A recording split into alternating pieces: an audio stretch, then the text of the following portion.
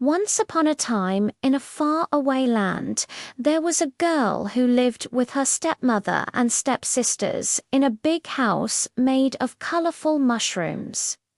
Now, this is not an ordinary house.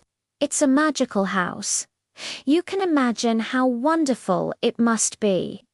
But for Cinderella, life wasn't that wonderful. She had a stepmother and two stepsisters, Drizella and Anastasia. They were all different. Her stepmother was short and fat with lots of pimples on her nose. And the stepsisters, they were tall and thin and always made fun of Cinderella. All three of them were very mean to Cinderella. They made her do all the housework, clean the toilets, and sweep the floor. They even made her polish their shoes. Oh, and those shoes, they were just the worst. One was red and the other one was green, and they were so dirty. Sometimes Cinderella had to polish them for hours, but our Cinderella was a very kind girl. She never got angry or upset.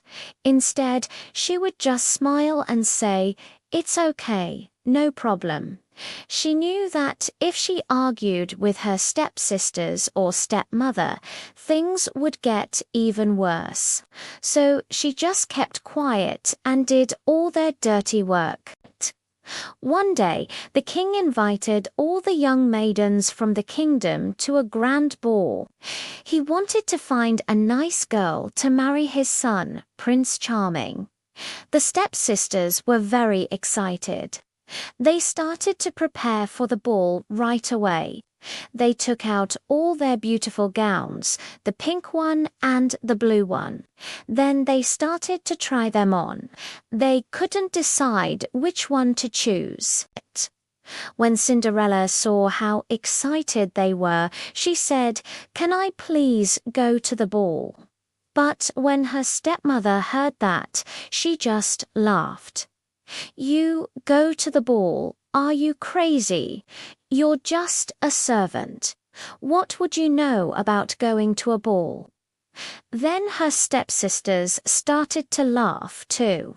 "Yeah, stay here and clean the house. We don't want any servant at the ball." Cinderella felt sad, but she didn't say anything. She knew that if she argued, it would only make things worse, so she just nodded her head and went back to cleaning the house. But Cinderella really wanted to go to the ball. She dreamed of dancing with the prince and being the center of attention for once. As the evening went on, Cinderella kept looking out the window. She saw all the other girls arriving at the palace in their beautiful gowns. She sighed. Maybe someday she would have the chance to go to a ball. Suddenly, a white rabbit wearing a top hat popped out from behind a mushroom. Did someone say, "Ball? I'm late, I'm late. Oh dear." Cinderella asked the rabbit, "Do you know the way to the palace?" "Of course I do. I'm going there myself. Would you like me to show you?" "Yes, please." Cinderella followed the rabbit until they reached a clearing. There stood the most beautiful cottage Cinderella had ever seen. It looked like a gingerbread house from a fairy tale. "This isn't a dream, is it?" she whispered. The rabbit smiled. "It's real. Come inside." Inside the cottage, Cinderella met a fairy godmother. She was sitting on a toadstool sipping tea. "I heard you wanted something from me," Cinderella said. "Oh, yes, I need your help to get to the ball. I want to dance with the prince." The fairy godmother waved her magic wand. Bibbidi-bobbidi-boo. In a flash, Cinderella was wearing a beautiful golden gown. The fairy godmother waved her wand again.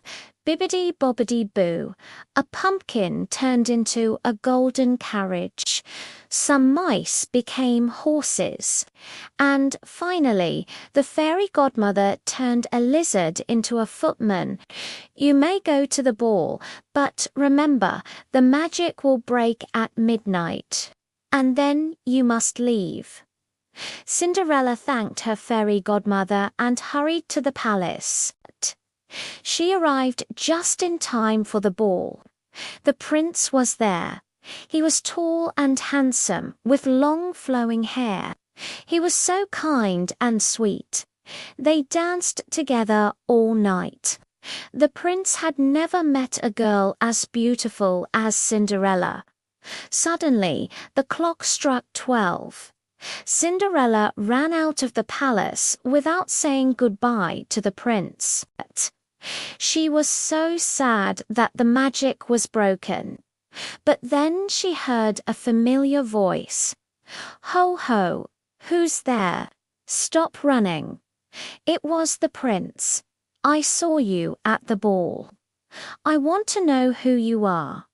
Cinderella hesitated, but then she stopped and turned around. "My name is Cinderella." The prince smiled. "I knew you were a princess. Come with me. We'll get married." And they lived happily ever after.